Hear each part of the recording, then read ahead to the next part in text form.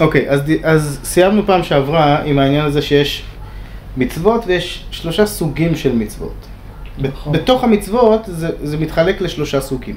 עכשיו, יש פעמים כשאנחנו מדברים על המצוות שאנחנו אומרים מצוות. אנחנו מדברים על כל המצוות באופן כללי, כי אין לנו עניין לרדת לחילוקים האלה של הסוגים של המצוות. איפה אנחנו כן מזכירים חילוקים של מצוות? מתי שזה הנושא. אז אם אני רוצה לדבר נגיד על, הרי מה ההבדל בסוגים של המצוות שאנחנו מחלקים אותם לעדות, משפטים וחוקים? ההבדל העיקרי זה בהבנה שלנו, האם אנחנו מבינים את ההיגיון שמאחורי המצווה או לא. במשפטים אנחנו מבינים, בחוקים אנחנו לא מבינים, ובעדות אנחנו יכולים להבין, אבל לא היינו מבינים את זה לבד. זה פחות או יותר ההבדל. אז אם אנחנו לומדים על משהו שקשור להבנה של המצוות, או לחיבור האישי נגיד של האדם למצוות, אז גם כן אמרנו שחיבור זה גם כן תלוי בהבנה, כי באופן כללי מה שאדם מבין יותר הוא מתחבר יותר, בדרך כלל זה ככה. אז פה הבן שהוא שואל את השאלה שלו, הבן החכם, הוא מזכיר, הוא לא אומר מצוות, כן? באופן כללי. הוא לא אומר מה המצוות אשר ציווה השם אלוקינו אתכם. הוא אומר מה העדות והחוקים והמשפטים. אז אנחנו רוצים להבין למה הוא מחלק והוא אומר כאילו שחשוב לציין פה את 3 הסוגי מצוות. למה הוא צריך לציין את זה? קודם כל למה באופן כללי. ובאופן פרטי הרבי אומר שגם לכאורה זה ממש לא קשור למה שהוא שואל, כי הוא שואל לגבי העשייה של המצוות. איך, כן, אם אתה זוכר את השאלה, מה השאלה? מה אמרנו שהשאלה שלו? השאלה שלו היא, למה המעשה הפיזי, הגשמי, זה העיקר, אחרי מתן תורה, ולא כמו לפני מתן תורה שהעיקר היה הלב, העיקר היה החיבור הרוחני וכל זה. אז בנוגע למעשה הפיזי אין הבדל בין המצוות. כולם, אנחנו עושים אותם. מבחינת המעשה, אנחנו עושים את כולם. או לפחות צריכים לעשות את כולם. אז בואו נראה. שאלה זו מתחזקת עוד יותר, אתה רואה ב-48?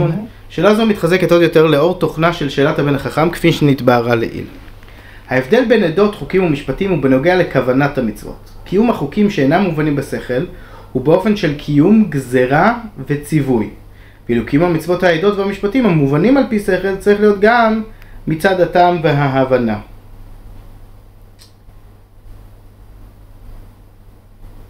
אולם בעצם מעשה הקיום כל המצוות שוות. אוקיי, אז בוא נראה פה, אתה רואה פה בהערה למטה, באחת, אז הוא אומר ככה, בהערת הרבי באות י"ח הוא מוסיף, שעניין זה שקיום מצוות העדות והמשפטים צריך להיות גם מצד הטעם, מובן מעצם העובדה שהתורה מכנה את סוגי המצוות האלה בשם עדות ומשפטים. מכך מוכח שהיות העדות והמשפטים מובנים בשכל הוא נפקא מינה בעבודת האדם, כפי שהתבאר עניין זה לקמן באריכות. אז אנחנו עוד נבין את זה יותר באריכות. אבל מה זה נפקא מינה? נפקא מינה זה, זאת אומרת, שמה שיוצא מזה. זאת אומרת, יוצא מזה משהו בעבודת האדם. לכאורה תגיד, או נגיד אפשר לשאול, מה ההבדל אם אני מבין לא מבין? אוקיי, יש מצוות שאני מבין, יש מצוות שאני לא מבין. צריך לקיים את הכל וזהו. למה יש הבדל ביניהם? יבוא מישהו באמת, יכול להיות מישהו שיבוא ויגיד, אני מקיים את כל המצוות, אני אדם דתי, לא מבין הרבה, לא מבין משפטים, לא מבין חוקים, לא מבין כלום. אבל אני עושה את מה שצריך, כל מה שצריך לעשות אני עושה. האם זה תקין המצב הזה? התשובה היא לא. זה לא מצב תקין.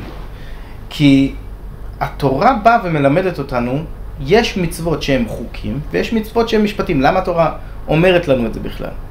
היא אומרת לנו את זה כדי שנדע שאת המצוות של המשפטים אנחנו צריכים גם להבין. זה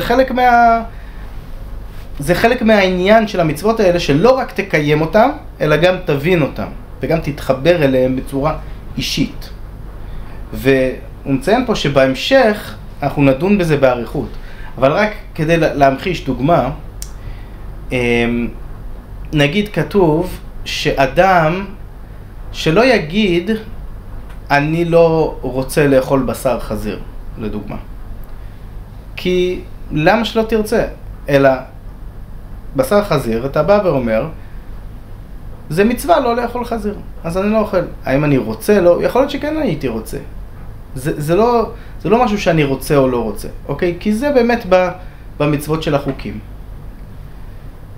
לעומת זאת, אמרנו, משפטים כמו שאסור לגנוב, או שאסור להזיק למישהו, או מה עוד יכול להיות? נגיד מצוות כאלה, בוא ניקח את הדוגמאות הפשוטות. יבוא אדם ויגיד, אני לא יודע למה, אני לא מתחבר לזה בכלל. זאת אומרת, מבחינתי אני יכול לגנוב כל היום כולו. רק איפה שיהיה לי הזדמנויות אני אגנוב. אבל יש מצווה ואני אדם דתי, אז אני לא גונב. האם זה מצב תקין? אז הרמב"ם באמת כותב על זה שזה לא נכון, זה לא מצב תקין. כי אמנם הוא מקיים את המצווה, הוא לא גונב, אבל מבחינת הנפש שלו הוא מקולקל. הבן אדם הזה בא ואומר, אני מבחינתי כן הייתי גונב. אבל זאת כל החוכמה, לא? אם יש לך את היצר, להתגבר עליו. נכון. אז זה נכון. אם יש לך את היצר, אתה צריך להתגבר עליו.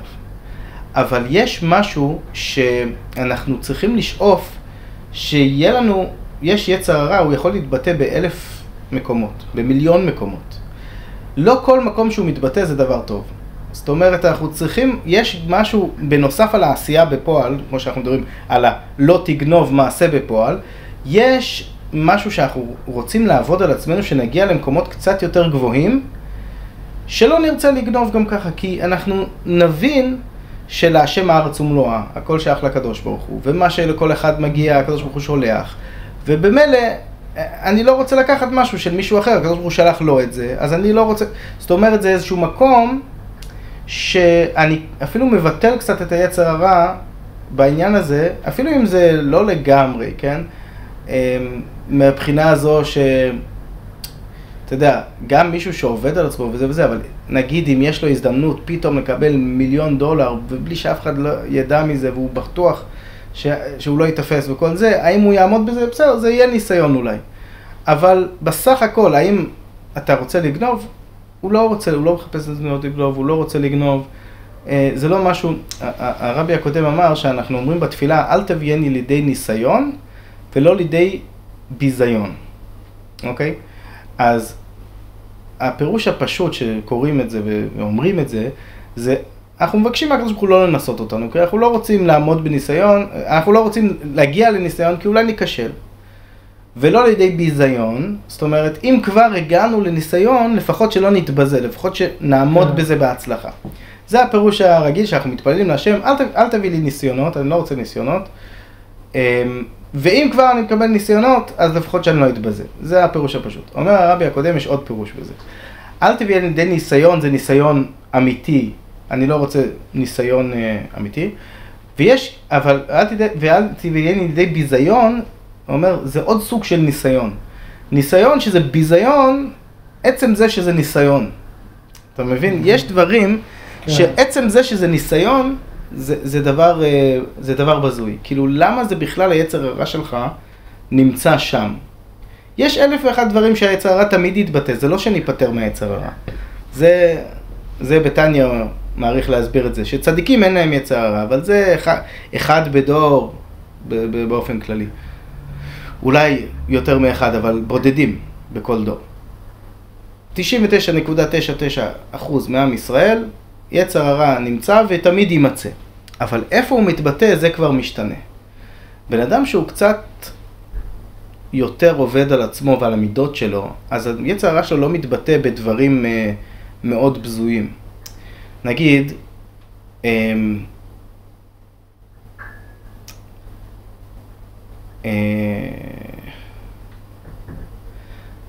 נגיד, פשוט, אם תלך למקומות מאוד, נגיד, איך קוראים לזה?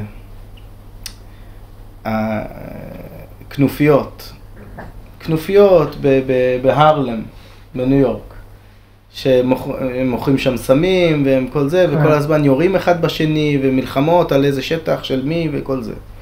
אז החבר'ה שהם כל כך שם בתוך העניין הזה, אז אם מישהו מעצבן אותם, מיד המחשבה שלהם זה, וואלה, אני יוצא אקדח, אני אירה בו. ואז הם עושים חשבונות, רגע, האם שווה לי לראות בו, ואולי יתפסו אותי, ישימו אותי בכלא, ועזוב, רק... הוא לא עושה את החשבונות, גם פה בכפרים הערביים. אז זהו. הוא לא עושה את החשבונות, הוא כן, מוציא אקדח ויורה. אז אם הוא לא עושה, הוא לא עושה, והוא מוציא אקדח ויורה, אבל המקסימום זה שהוא עושה את החשבונות האלה, ואולי הוא... זאת אומרת, אם הוא מתגבר על לראות במישהו, זה בגלל שהוא עשה איזה חשבון כזה, שוואלה, רק עכשיו יצאתי מהכלא, לא רוצה לחזור לשם, או משהו כזה. זאת אומרת, זה העולם הזה... ובתוך העולם הזה של הרצח אצלו זה כאילו דבר רגיל, זה יכול להיות ברגע. אז לא משנה שיכול להיות שפשוט הוא נולד לתוך זה, וזה העולם שלו וכל זה, אבל בסופו של דבר הוא ברמה מאוד נמוכה. הוא במצב שם ברמה מאוד נמוכה. שאצלנו באופן כללי אין לנו מחשבות כאלה. אנחנו לא חושבים, בוא אני ארצח את הבן אדם הזה. אנחנו יכולים להתעצבן על מישהו, נגיד הוא עשה לנו איזה משהו, התעצבנו עליו. אבל אין לנו באמת מחשבה ללכת לרצוח אותו, שאנחנו צריכים לשכנע את עצמנו שלא כדאי לרצוח, אנחנו עוברים הלאה, נכון? היצר לא בוער בנו, עד שאנחנו באמת כאילו שוקלים, וואלה, אולי אנחנו נוציא אקדח ונראה בו. נכון? שם היצר לא בוער בנו, כי אנחנו במקום אחר, אנחנו במצב קצת אחר. אז אותו עניין יש, נגיד, לא לגנוב וכל הדברים האלה, שהרמב"ם אומר, אדם צריך לתקן את עצמו, להביא את עצמו למצב, שהיצר הרע שם לא מדבר אליו כל כך. במקומות אחרים הוא יתבטא, זה בטוח, אבל שם. אז זה העניין של משפטים, שהתורה אומרת לנו, יש חוקים, זאת אומרת, אתה לא תבין אותם. אוקיי, בסדר. אז אני לא מבין למה אסור לאכול חזיר. אז אני עושה את זה כי השם אמר לי. אבל למה אני לא גונב? זה צריך לבוא יחד עם איזושהי הבנה, יחד עם איזשהו חיבור, אתה צריך להתחבר לזה. או דינים כל מיני דינים של בן אדם לחברו, כל מיני דיני היזק ודיני זה. כי יש איזשהו מוסר בדברים האלה, בדיוק, בדיוק. הם באים ביחד עם איזשהו מוסר, יחד עם איזושהי הבנה, שאם אתה אומר את החלק הזה אני לא מקבל, אז משהו דפוק בך. בדיוק. זה בדיוק העניין. אוקיי? אז זה ההבדל בין משפטים לחוקים. על פי זה, לא רק שפירוט סוגי המצוות אינו שייך לתוכן שאלתו, אלא אף יותר מכך, הפירוט סותר את תוכן השאלה. שאלתו אינה על כוונת המצוות, החלק הרוחני שלהם, אדרבה, חלק זה מובן לו היטב. למה יש חילוקים בין המצוות? הוא מבין כי הוא דווקא בעד החלק הרוחני של המצוות. לכן על מצוות האבות לא קשה לו מאומה, הוא לא שואל על המצוות של האבות שזה היה ברוחניות. שאלתו היא דווקא על החלק המעשי והגשמי של המצוות. כיצד נמשך אור אינסוף? על ידי עצם המעשה הגשמי של קיום המצוות. אם כן, פירוט סוגי המצוות, עדות, חוקים ומשפטים, לא רק שאינו מוסיף לתוכן של השאלה, אלא אף סותר אותה. כאילו, למה אתה עכשיו אומר שמבחינתך, אתה אומר כל המעשים של המצוות, שזה אותו דבר בכל הסוגים, אתה לא מבין איך זה אז תגיד מצוות. לכאורה הוא אמור להגיד מצוות ולא חוקים, משפטים ועדות. אוקיי, גם צריך להבין ששאלת הבן היא על כל שלושת הסוגים של המצוות, עדות, חוקים ומשפטים, ובתשובה כתוב ויצוונו גומר לעשות את כל החוקים, מזכיר רק חוקים. כשהתורה אומרת מה לענות לבן, אז בפסוקים כתוב מזכירים את החוקים, אבל בתשובה לא מזכירים את שני הסוגים האחרים. אוקיי, למרות שבשאלת הבן החכם משום מה הוא מזכיר שלושת סוגי המצוות, עדות, חוקים ומשפטים, שאנחנו עדיין צריכים להבין למה. בכל זאת, במענה שעונים לו מזכירה תורה את סוגי החוקים וצריך להבין מדוע. אוקיי. גם צריך להבין, החילוק בג' הסוגים, עדות, חוקים ומשפטים הוא שמשפטים הם המצוות שמחויבים מצד השכל, כמו גזל, גניבה, כיבוד אב ואם. ועדות הם המצוות שהן אות וזיכרון, כמו שבת, פסח, סוכה ותפילין. כן, זה מעיד על משהו מסוים, אז יש בזה היגיון, אבל לא היינו חושבים על זה לבד. דמצוות אלו, הגם שהשכל מצד עצמו לולא ציווי התורה לא היה מחייבם, ודלא כהמצוות ומשפטים שגם אלמלא ניתנה תורה היינו למדים צניעות מחתול וגזל מנמלה, אז כתוב בגמרא שמשפטים זה המצוות האלה שהיינו צריכים לעלות על זה לבד, גם אם חס ושלום לא היה לנו את התורה, היינו צריכים לדעת את זה לבד. ומביאים כאילו הוכחות שאפשר לראות בטבע עצמו, אפשר לראות, לדוגמה, מביאים דוגמאות, צניעות מחתול. חתול, כשהוא עושה את הצרכים, אז הוא עושה את זה בצורה צנועה, הוא לא... וגזל מנמלה, הנמלה עובדת קשה כדי לאסוף, היא לא גוזלת מחיות אחרות. אז כאילו, מתוך העולם עצמו אתה יכול ללמוד מוסר, ולדעת מה דברים טובים ומה דברים לא טובים. זה משפטים, זה הדברים שהיינו צריכים לדעת לבד. אחרי זה יש סוג אחר שזה עדות, שלא היינו, נגיד, לאכול מצה בפסח או לשבת בסוכה, בסוכות, לא היינו עולים על זה לבד, אין מצב. אבל אומרים לנו, שב בסוכה בסוכות, כדי לזכור את ענני הכבוד שזה היה כמו סוכות במדבר של בני ישראל. אוקיי, מבינים את ההיגיון. אוקיי, אז זה עדות. מכל מקום, לאחרי שהתורה ציוותה עליהם, השכל מסכים לזה, בנוגע לעדות, אפשר לקבל את זה. וחוקים הם המצוות שגם לאחרי שהתורה ציוותה עליהם, אין להם מקום בשכל, אין לנו איך להבין את זה. והם רק בדרך חוקה חקקתי, גזרה גזרתי. חוק זה, הקדוש ברוך הוא אומר, אני גזרתי גזרה, עכשיו אין לך מה, אל תתחיל לנסות להבין או להבין, זה המצווה, ככה אתה צריך לעשות. אל תגיד לי שאתה לא מבין, כי לכתחילה אני עשיתי את זה שלא תבין את זה, אוקיי? אז זה שלושת סוגי המצוות. אז ההבדל בין שלושת סוגי המצוות הוא עד כמה קיומן מחויב מצד השכל וההיגיון. המשפטים הן מצוות הגיוניות ממש, עד שהשכל האנושי מחייב את קיומן מצד עצמו. כמודגש בדברי חז"ל, שישנם מצוות שבני אדם יכלו ללמוד את הצורך בקיומן בקל וחומר מבעלי חיים. קל וחומר, זאת אומרת, אם אנחנו רואים אותם עושים את זה, אז ברור שאנחנו צריכים לעשות את זה. דבר זה מבטא עד כמה תוכנן של מצוות האלה הגיוני וצודק בשכל טבעי. העדות הן מצוות שקיומן אינן מוכרח מצד השכל האנושי, אבל לאחר שהתורה ציוותה עליהם, השכל מסכים לקיומם. והחוקים הן המצוות שאין להם שום אחיזה בשכל ההגיוני, עד שגם לאחר ציווי התורה השכל אינו מבין ומסכים לקיומם. השכל לא יכול להבין אותם. זה הסוגים האלה של המצוות. ועל פי זה, היה צריך לומר לכאורה משפטים, עדות וחוקים בסדר למטה למעלה, או חוקים, עדות ומשפטים בסדר למעלה למטה. והסדר בכתוב הוא עדות, חוקים ומשפטים.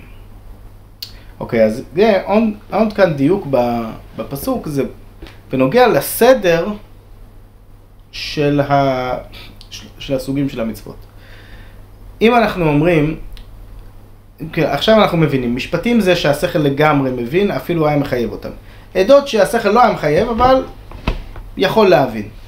חוקים לא מבין לגמרי. אז עכשיו, אתה רוצה לכתוב אותם, את שלושת הסוגים האלה, אוקיי? אז תגיד משפטים, עדות וחוקים. וחוקים. או, בסדר אחר. חוקים, משפטים, עדות, כן? חוקים, עדות, משפטים. עדות, משפטים. כן.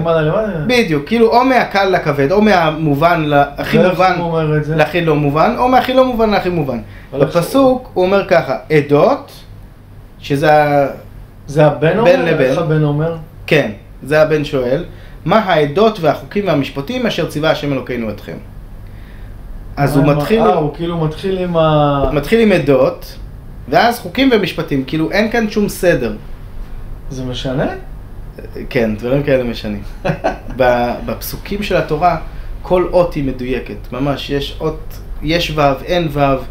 המילה לפני, המילה אחרי, זה... אז עכשיו צריך לדון למה הבן החכם החליט להגיד את זה בסדר הזה. בדיוק. בטוח יש סיבה. נכון. זה בדיוק מה שאנחנו אומרים. יש בזה סיבה, ואנחנו נראה מה הסיבה לזה. נקודת ההבדל בין שלושת סוגי המצוות האלה היא עד כמה מצוות נרגשות כגזירה של הקדוש ברוך הוא העליון, ועד כמה הן מובנות בשכל אדם התחתון. על פי זה, סדר מנהנן צריך להיות לפי דירוג זה, או מלמטה למעלה, תחילה המשפטים המוכרחים על פי שכל אדם, אחר כך עדות שהשכל מסכים לקיומם, ואחר כך חוקים שהם גזירה אלוקית בלבד, או בסדר הפוך מלמעלה למטה, אבל בסדר שנקט הכתוב עדות, חוקים ומשפטים, אין לכאורה כל משמעות, עד שאנחנו באמת נראה בהמשך שבעצם כן יש לזה משמעות, אבל אנחנו נראה את העומק של העניין, ולפי זה נבין מה הסדר הזה דווקא, מה הסדר הזה בלגי. זה כמו סדרה עלילתית כזאת, שכל פרק הולך ומסתבך לכאורה, ואז אתה כבר אומר, רגע, מעניין מה יהיה בפרק הבא. נכון.